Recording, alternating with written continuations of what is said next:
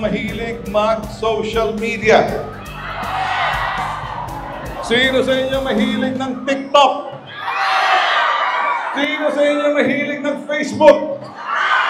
Instagram? YouTube? Alright, ito na mensahe ko. Mag-ingat, mag-ingat, mag-ingat, mag-ingat, mag-ingat.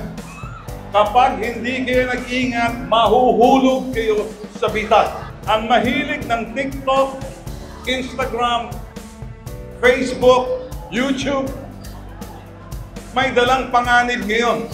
Ang panganib na yan, sinasabi natin, yung deep fake. Ang mga estudyante, particular, yung mga high school, elementary, if not, eto, senior high, junior high, mag-ingat.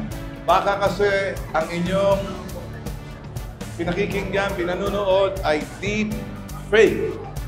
Kaya, mga magulang, guro, ituro sa mga estudyante pag-iingat. Nasa sa amin ang babala, nasa sa inyong pag-iingat.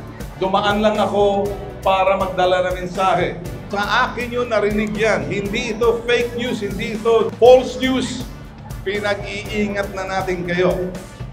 Magulang, guro, ama, kung sino pa, bantayan, antayan natin yung sinasabing countermeasures na gagawin ng ating mga otoridad.